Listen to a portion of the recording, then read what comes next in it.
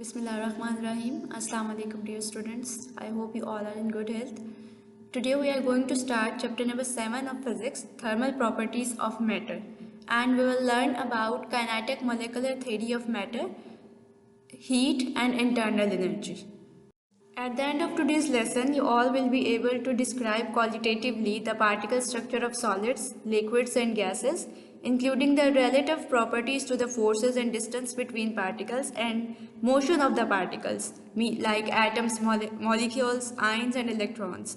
Describe plasma as a fourth state of matter and state that an increase in the temperature of an object increases its internal energy. At first, take a look on the foundation of heat and temperature. As the title of our chapter indicates, thermal properties of matter, और thermal की जो term है ये हमारे पास use होती है heat के लिए, ओके। और हीट क्या है? Heat basically is a form of energy and every living thing require this energy, whether it is a living thing, animal और प्लांट। जैसे हम कह सकते हैं कि अगर हम ह्यूमन बींग्स की बात करें तो हम अंटार्कटिका में जाके सर्वाइव नहीं कर सकते क्योंकि वो टेम्परेचर हमारे लिए फेवरेबल नहीं है। तो हर लिविंग थिंग को एक स्पेसिफिक जो है वो टेम्परेचर रिक्वायर होता है सर्वाइव करने के लिए। और अगर हम बात करें सोर्स ऑफ हीट की, यानी हमारे पास वो कौन सी ऐसी चीज़ है जिससे हमें जो है वो एनर्जी और हीट एनर्जी या थर्मल एनर्जी जो है वो मिल रही है, तो स्टार्टिंग पे अगर हम पास्ट की बात करें तो बिल्कुल इनिशियली स्टार्टिंग से हमारे पास जो है वो सन जो है वो एक सोर्स ऑफ हीट के तौर पे अभी तक यूज़ हो रहा है, लेकिन पहले हमारे पास सिर्फ यही था। अब तो हमारे पास सन के अलावा भी बहुत से सोर्सेज आ गए हैं हीट के। फिर जैसे जैसे टाइम गुजरा तो एक जो है स्टोन पीरियड में हमारे पास जो है वो फायर इंट्रोड्यूस करवाई गई, जिसको लोगों ने बहुत से पर्पसेस के लिए यूज़ किया, यानी कि हम कह सकते हैं कि फ़ायर बहुत ज़्यादा फैसिलिटेट किया लोगों को, क्योंकि ये कुकिंग पर्पसेस के लिए यूज़ की जाती है, बर्निंग पर्पसेस के लिए यूज़ की जाती है।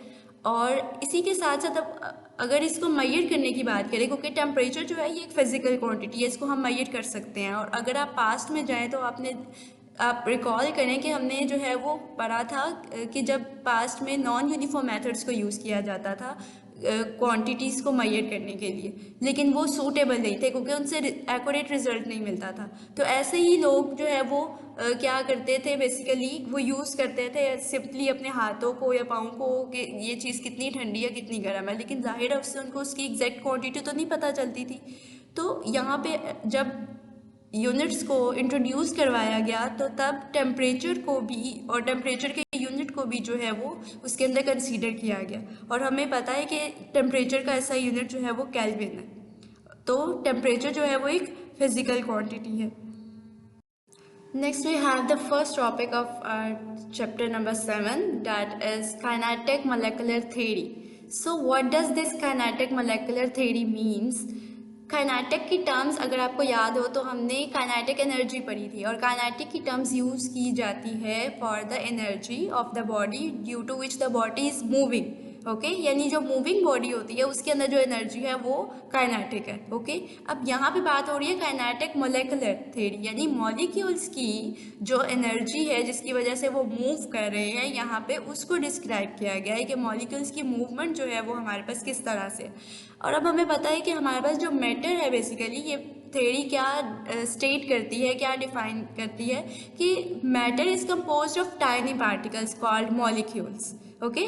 हमें पता है कि हर मैटर जो है उसके अंदर एटम प्रेजेंट है, और एटम्स जो है वो बेसिकली मॉलिक्यूल्स की फॉर्म में जो है वो प्रेजेंट है हमारे पास, जो हमारी 3 स्टेट्स ऑफ मैटर हैं, solid, liquid और gas, and even the fourth state also that we are going to discuss in today's lesson.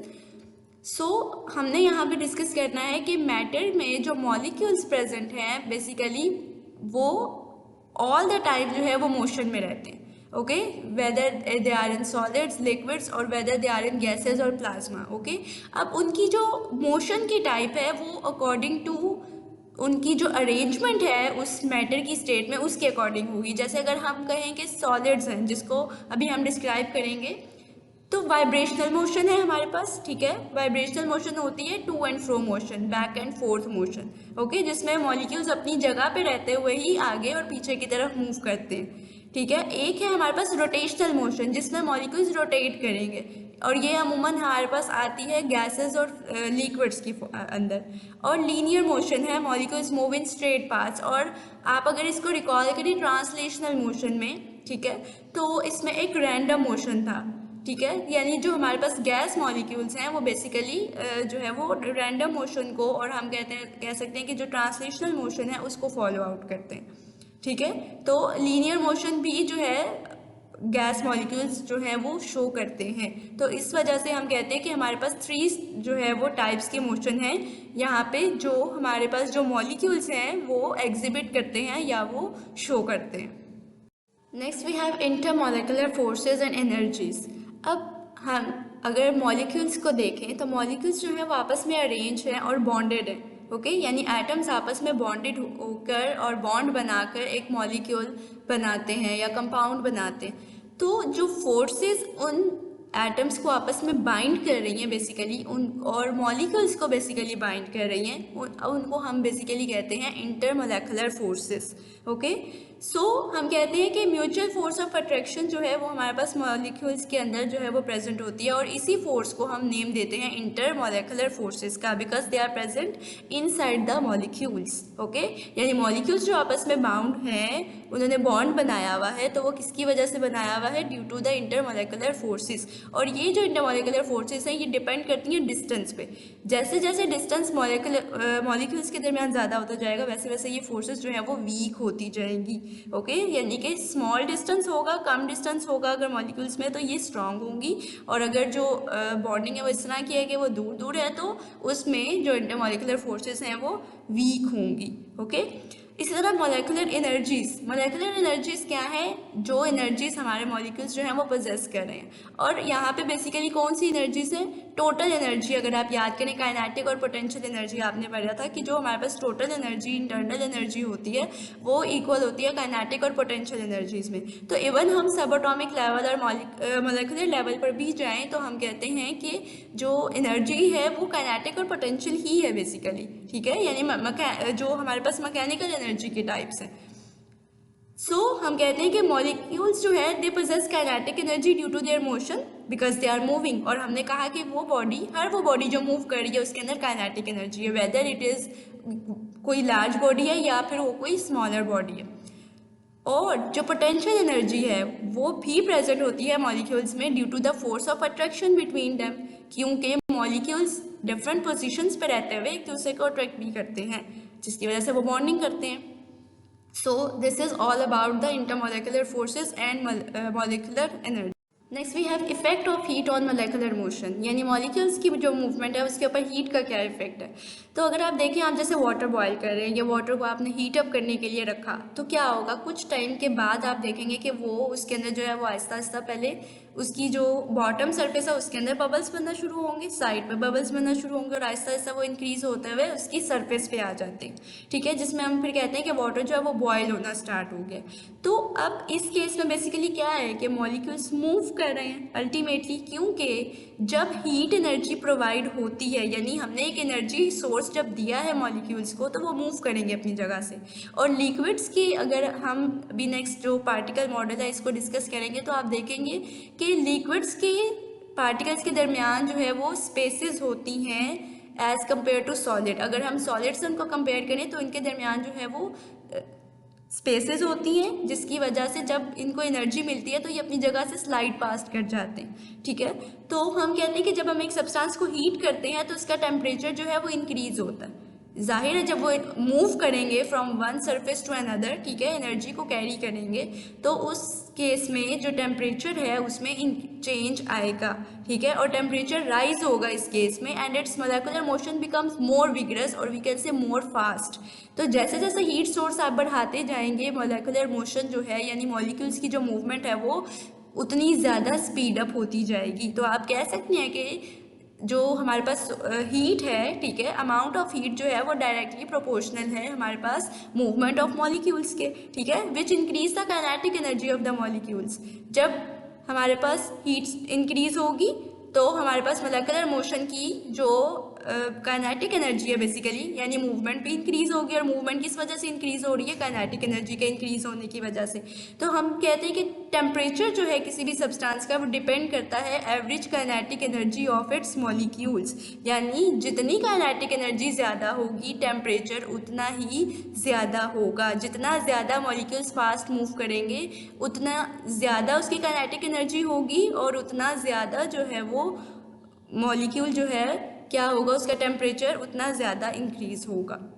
Next we have the 3 states of matter, जो कि आप अपनी प्रीवियस क्लासेस से पढ़ते हुए आ रहे हैं कि matter which is everything around us is matter that has mass and that occupy space. Okay, यानी हर वो चीज़ जिसका मैस है, जिसमें कुछ अमाउंट ऑफ स्टफ मौजूद है और जो कोई स्पेस जो है वो टेकअप कर रहा है। Even we are ourselves are a matter, यानी हम खुद भी स्पेस टेकअप करते हैं तो हम खुद भी मैटर हैं। ठीक है, तो मैटर की हमारे पास जो हम लोग जनरली स्टार्टिंग से देखते हुए आए हैं 3 स्टेट्स देखी हैं हमने, सॉलिड, लिक्विड और गैसेस।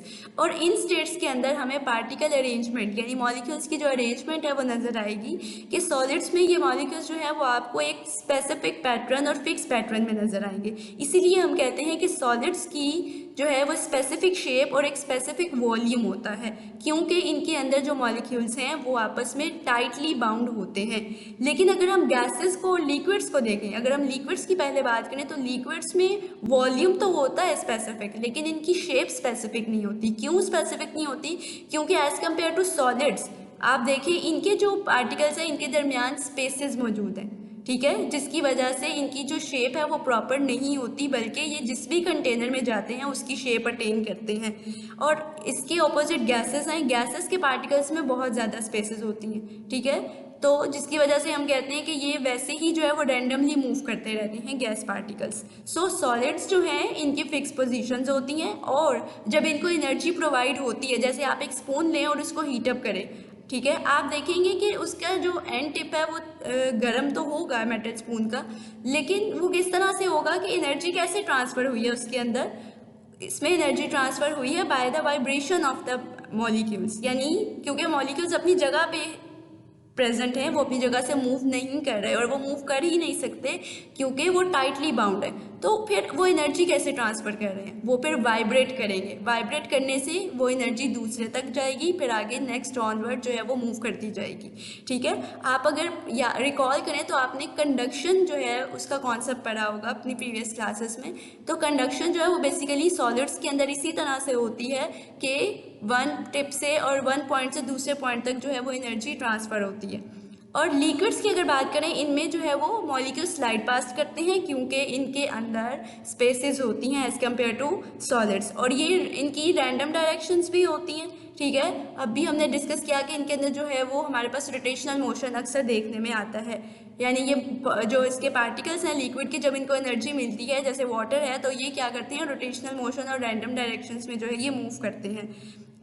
और गैस के अंदर बात करें तो इनकी फ्री मूवमेंट है, बिकॉज ये टाइटली बाउंड होते ही नहीं, इनके दरमियान बहुत ज़्यादा स्पेसेस होती हैं और ये हर डायरेक्शन में जो है वो मूव करते हैं। We can say the random motion is actually exhibit by the gas molecules.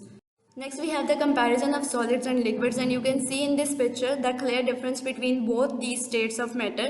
Solids की अगर बात करें तो ये प्रॉपर क्रिस्टलैटिस की फॉर्म में आपको नज़र आ रहा है, और लिक्विड जो है वो इसके कंपैरिजन में एक इनडेफिनिट शेप बना रहा है। तो इनकी प्रॉपर्टीज़ को कंपेयर करते हैं। सॉलिड्स के अंदर जो है इंटरमोलेकुलर फोर्सेस, जो कि अभी हमने डिस्कस किया, वो फोर्सेस जो कि मॉलिक्यूल्स के दरमियान प्रेजेंट होती हैं, तो सॉलिड्स के केस में ये इंटरमोलेकुलर फोर्सेस स्ट्रॉन्ग होती हैं। And why they are strong?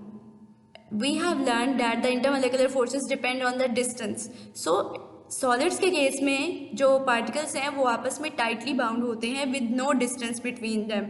So that's why हम कहते हैं कि सॉलिड्स के अंदर जो है इंटरमोलेकुलर फोर्सेस स्ट्रॉन्ग होती हैं। There can be a question that why solids और why intermolecular forces are stronger in solids as compare to liquids, because the particles of solids are tightly bound to each other, that's Y.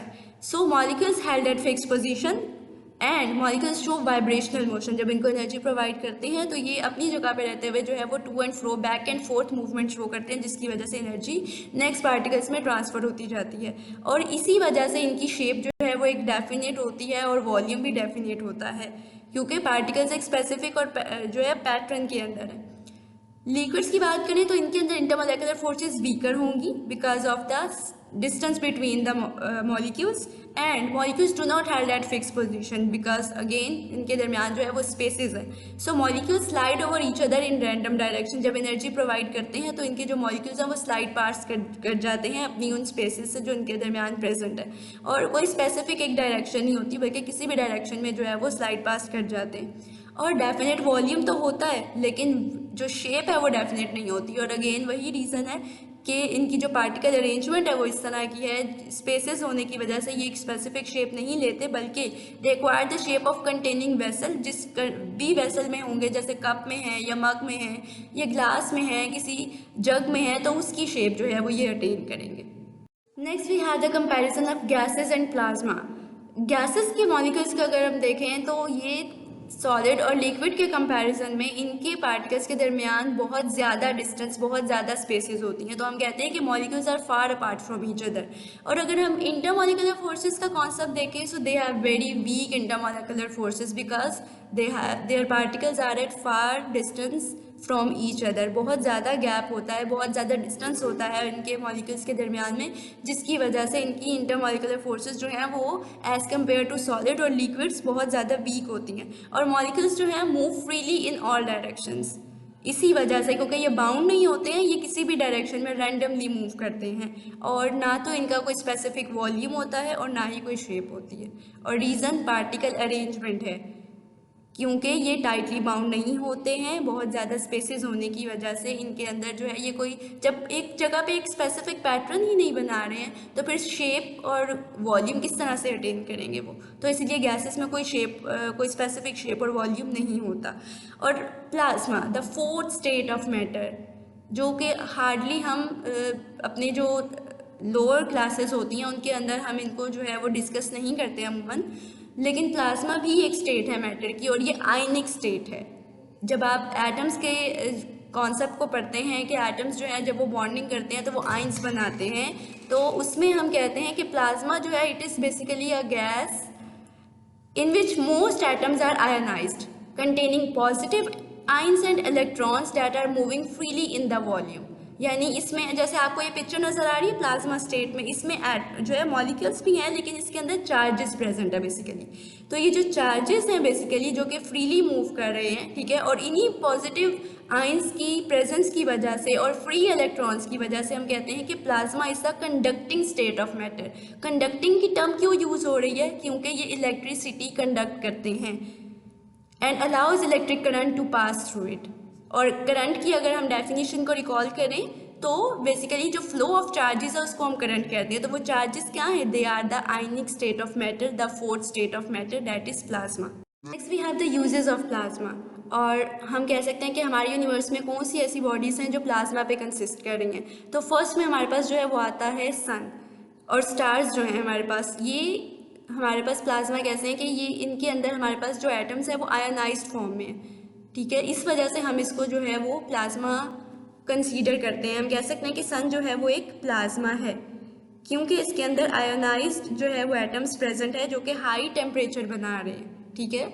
और इसी तरह आपके जो plasma TVs होते हैं, ठीक है, डिस्चार्ज ट्यूब्स होती हैं, जैसे आपको ये जो है सेकंड पिक्चर में भी नज़र आ रही है, इनके अंदर भी जो है वो प्लाज्मा होते हैं. इसी तरह जो लाइटनिंग है, जो नेचुरल प्रोसेस है लाइटनिंग का, थंडरस्टॉर्म के साथ जो होती है उसमें भी प्लाज्मा प्रेजेंट है, ठीक है. जो नेचुरल अरोरास हैं, ठीक है, ये जो नियॉन साइंस आपको नज़र आते हैं, अक्सर आप शॉप्स पे जाएं तो बाहर जो रात के टाइम जो उन्होंने लाइटनिंग की होती है रेड और ब्लू कलर में, वो सारे का सारा जो है ये प्लाज्मा है. Next we have temperature and heat. Temperature is basically defined as the degree of hotness or coldness of a body or as a physical quantity which determines the direction of flow of thermal energy. एक body कितनी ठंडी है या फिर कितनी गर्म है, इसको हम उसका टेम्परेचर कहते हैं. और कोई भी फिज़िकल क्वांटिटी, वो फिज़िकल क्वांटिटी बेसिकली जो हमें बता रही है कि जो थर्मल एनर्जी है या हीट एनर्जी है वो किस डायरेक्शन में फ़्लो करती है. और थर्मल एनर्जी और हीट एनर्जी फ़्लो करती है from hot to cold body. For example अगर आप एक हॉट कप ऑफ टी लें और उसको एक जो है किसी भी जगह पे रखते जो कि बेसिकली जिसका टेम्परेचर कम है as compare to the cup of tea, तो आप थोड़ी देर के बाद देखेंगे कि वो जो कप है वो क्या हो जाएगा, वो ठंडा हो जाएगा, क्योंकि उसके अंदर की जो हीट है वो सारी की सारी सराउंडिंग एरिया में चली जाएगी, जो कि पहले जिसका जो टेम्परेचर था वो कम था। और नेक्स्ट हम बात करते हैं हीट की। Heat basically is a form of energy that flows from a hot object to the cold object, और हम कह सकते हैं from one object to the other due to the temperature difference. वही बात अभी जो कप ऑफ टी वाली है कि हॉट बॉडी से कोल्ड बॉडी की तरफ जो है वो ये एनर्जी फ्लो करती है।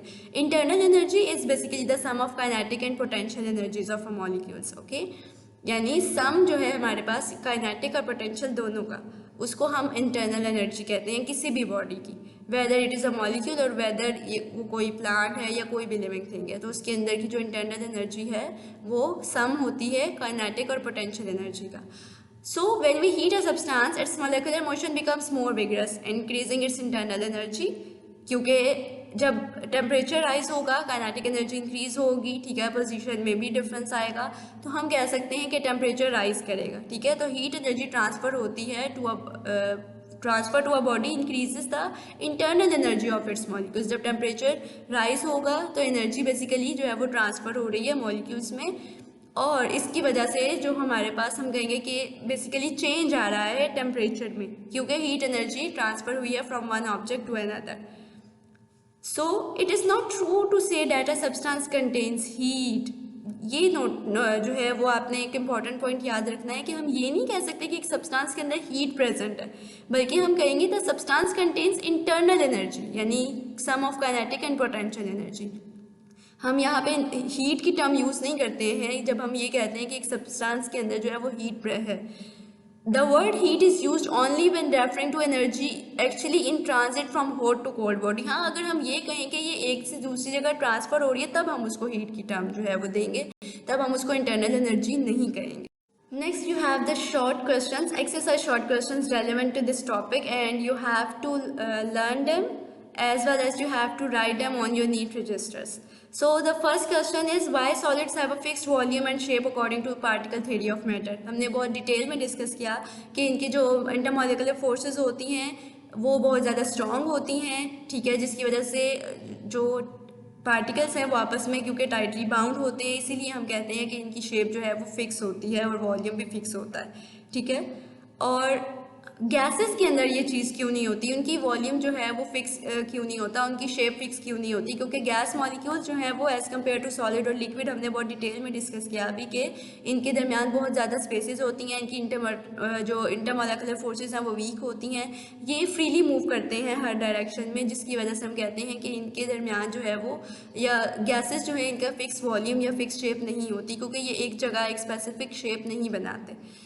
Compare the spacing molecules और spacing of molecules in the solid, liquid and gaseous state. हमने कहा कि सॉलिड्स में मॉलिक्यूल्स जो हैं वो फिक्स पोजीशन पे होते हैं, लिक्विड्स में फिक्स पोजीशन पे नहीं होते बल्कि स्लाइड पास करते हैं, और गैसेस के अंदर यही मॉलिक्यूल्स जो हैं वो बहुत ज़्यादा दूर होते हैं। और effect of raising the temperature of a liquid, तो ये भी अभी हमने डिस्कस किया कि जब हम एक लिक्विड को हीट अप करते हैं तो उसका टेम्परेचर जो है वो राइज करता है और मॉलिक्यूलर मोशन जो है वो ज़्यादा फास्ट हो जाती है, जिसकी वजह से काइनेटिक एनर्जी इंक्रीज होती है। तो हम कहते हैं कि टेम्परेचर जो है वो डिपेंड करता है average kinetic energy of molecule. The next we have is the kinetic molecular theory is applicable to the plasma state of matter। ये आपका कंस्ट्रक्टेड रिस्पॉन्स क्वेश्चन है, एक्सरसाइज का क्वेश्चन नंबर 1। और हमने अभी डिस्कस किया कि प्लाज्मा जो है वो आयनिक स्टेट ऑफ मैटर है, यानी चार्जेस की फॉर्म है, पॉजिटिव आयंस और इलेक्ट्रॉन्स की फॉर्म है, ठीक है। तो क्योंकि इनकी जो प्रॉपर्टीज़ हैं वो कुछ हद तक जो है वो चेंज भी हैं गैसेस से, क्योंकि ये फ्रीली गैसेस की तरह वैसे ये फ्रीली मूव तो कर रहे हैं, ठीक है, लेकिन ये चार्जेस की फॉर्म है। और हम कहते हैं कि प्लाज्मा जो है वो कंडक्टिंग स्टेट ऑफ मैटर है, ठीक है। तो इसी के साथ साथ नेक्स्ट जो है हमारे पास discuss whether the sun is matter. What do you think about it? Whether the sun is matter? Yes, the sun is matter because it exists in the plasma state, and most of the atoms in the sun are ionized, that are forming a high temperature plasma. So that's why we say therefore like other stars the sun is composed of matter in the plasma state. तो हम कह सकते हैं कि sun भी matter है और plasma जो है वो state of matter है, क्योंकि ये relate करती है और बहुत ज़्यादा resemble करती है gas state के साथ। So this was our whole lesson. I hope there will be no problem at all. You have to learn this topic from your ARVO booklet, and you have to write down the exercise questions that are given in the slides, and also they are given in your ARVO booklet. Thank you so much. Have a nice day. Allah Hafiz.